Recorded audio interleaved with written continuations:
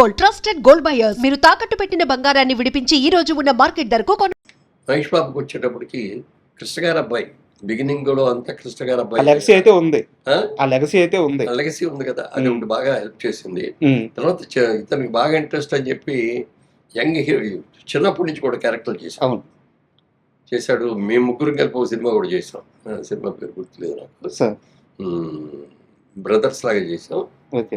అందులో కూడా ఫైట్స్ గీట్స్ ఇవన్నీ కూడా చేసాం. ఉమ్, అప్పుడు అనుకున్నాం మహేష్ బాబు కూడా చాలా పెద్ద యాక్టర్ అయిపోతాడు, కృష్ణ గారు లాగా పెద్ద యాక్టర్ అవుతాడు ఉమ్. అని ఊహించాం.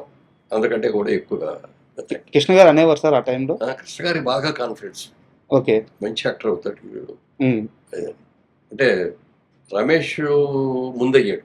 అవును. రమేష్ అయ్యాడు కూడా ఇంకా చిన్నాడు. అప్పుడు కూడా అని ఉంటాడు, రమేష్ కూడా అవుతాడు, రమేష్ కూడా బాగుంటుంది, రమేష్ కంటే కూడా మహేష్ ఉమ్, ఎక్కువ ఇది అవుతాడు. అలా మంచి యాక్టర్ అవటం. ప్రతి సినిమా నాన్నగారి దగ్గరికి దిగి తీసుకెళ్ళిపోయాడు. కథ వినమని అడిగేవాడు సార్. మహేష్ బాబు కూడా. కథలు అవన్నీ నువ్వే ఇండివిజువల్గా నువ్వు సెలెక్ట్ చేసుకో, ఓకే. నువ్వు ఎరగాలి.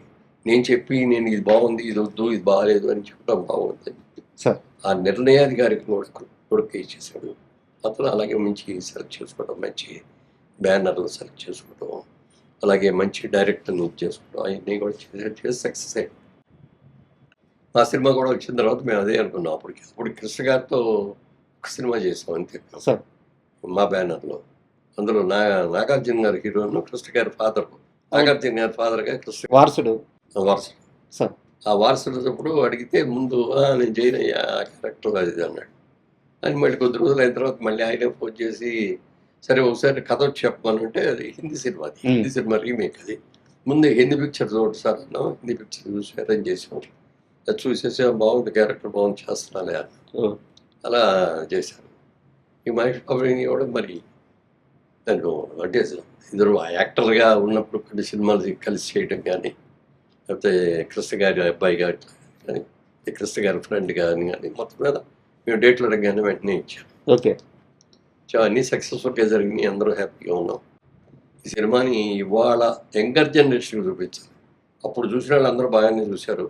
యంగర్ జనరేషన్ 20 ఏళ్లలో వచ్చిన పెరిగిన జనరేషన్ అంతా అందరూ సినిమా చూశారు.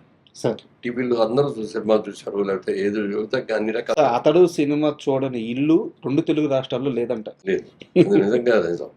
ఎందుకంటే సినిమా ఇక్కడే కాదు, సార్, ఈవెన్ అదర్ కంట్రీస్కి వెళ్తే ఎక్కడికి వెళ్ళినా మీ సినిమా బాగుందండి. ఆ యంగర్ జనరేషన్, అక్కడున్న యంగర్ జనరేషన్కి మురళీమోహన్ పెద్ద యాక్టరు, బోల్డ్ సినిమాల్లో చేశారు ఇది అని చెప్తే వాళ్ళకి ఏం అర్థమయ్యేది కాదు. సార్. అతడి సినిమా చూసాక సినిమా తీసింది ఈయనే అనగానే ఒక్కసారి అవునా అని వచ్చి షేక్ హ్యాండ్. ఇది ఒక గుర్తింపు అయిపోయింది. ఇది గుర్తింపు అయింది. యాక్చువల్గా నేను అందులో యాక్ట్ చేయలేదు సార్. నాకు ఏం క్యారెక్టర్ కూడా లేదు, నేను చేయలేదు. అందుకని మా సినిమాల్లో తీసిన సినిమాల్లో నేను ఉండాలి కంపల్సరీగా, లేకపోతే నా వేషం బాగుంటేనే సబ్జెక్ట్ సెలెక్ట్ చేసుకోవాలనేది మేము ఎప్పుడు పెట్టుకోలేదు. సార్. సినిమా బాగుండాలి, సినిమా సక్సెస్ అవ్వాలి, అందులో క్యారెక్టర్ ఎలాంటిది అయినా సరే అలా చేసుకుంటూ వచ్చాను. మళ్ళీ అతడి సినిమా విషయానికి వస్తే సార్, అంటే మీకు ఒక బ్యూటీ చెప్తాను. బ్యూటీ అనే వర్డ్ ఎందుకు వాడానంటే, అతడు సినిమాకి ఈ రోజుకి ఏజ్ అయిపోవాలి, అతడు నిర్మాతకి ఈ రోజుకి ఏజ్ అయిపోవాలి, అతడు హీరోకి ఈ రోజుకి ఏజ్ అయిపోవాలి, అతడు హీరోయిన్కి కూడా ఈ రోజుకి ఏజ్ అయిపోవాలి. అవును, ఇప్పటికి కూడా హీరోయిన్గా చేస్తాను. ఇప్పటికీ హీరోయిన్గా చేస్తున్నా, చాలా అందంగా కనిపిస్తున్నారు స్క్రీన్లో. ఏం సార్ ఈ సీక్రెట్ ఏంటి సార్? అతడు సినిమాకి పనిచేసిన వాళ్ళందరూ అలాగే ఉండిపోతున్నారు. అలాగే, ఈవెన్ కెమెరామెన్ అలాగే ఉన్నాడు, మరి డైరెక్టర్ గారు కూడా టాప్లో ఉన్నాడు. అవును. ఏ విధంగా చూసినా ఆ టీం అంతా కూడా టాప్లోనే. అవును. ఇప్పటికీ కూడా 20 ఏళ్ళ తర్వాత కూడా. సో ఇది మరి దీన్ని ఇప్పుడు యంగర్ జనరేషన్ అందరికి కూడా థియేటర్కి వెళ్ళి కూర్చొని సినిమా చూడాలి. సార్. ఇప్పుడు ఏమిటంటే వీడియో చూస్తున్నాం అనుకోండి, టీవీలో చూస్తున్నాం అనుకోండి, ఫోన్లు వస్తాయి, ఫోన్ మాట్లాడుతూ ఉంటాం, లేదా మధ్యలో బయటికి వెళ్ళి వస్తూ ఉంటాం. అప్పుడు థియేటర్లో కూర్చొని సినిమా చూసేటప్పుడు ఏమిటంటే అది మొత్తం డార్క్ అయిపోతుంది కదా, స్క్రీన్ తప్ప ఇంకేముండదు, పక్కన ఉన్నాడు కూడా మనకు కనపడదు. ఇంక ఎంతసేపు మన కాన్సన్ట్రేషన్ అంతా స్క్రీన్ మీదే ఉంటుంది. సార్. అది దాంట్లో ఎక్కువ సక్సెస్ అవుతుంది. తర్వాత ఇంట్లో మీరు ఒంటరిగా సినిమా చూసిన దానికి, థియేటర్లో జనం మధ్యలో కూర్చొని సినిమా చూసిన దానికి లాట్ ఆఫ్ డిఫరెన్స్. అంతే కదా సార్. ఎందుకంటే ప్రజలు ఎక్కడ రియాక్ట్ అవుతున్నారు, ఎక్కడ చప్పట్లు కొడుతున్నారు, ఎక్కడ బాగుంది అంటున్నారు, ఇవన్నీ కూడా థియేటర్లు తెలుస్తాయి. అందుకని థియేటర్లో చూసేటట్టుగా ఇప్పుడు సౌండ్ సిస్టమ్స్ కానీ ఇది కానీ ఎవ్రీథింగ్ అప్గ్రేడ్ చేశారు. కాబట్టి పైగా హైదరాబాద్లో ఉండేవాళ్ళ కోసం అని హైటెక్స్లో కూడా అవును, రిలీజ్ చేయడానికి వేరేగా చేయాలి. అవును.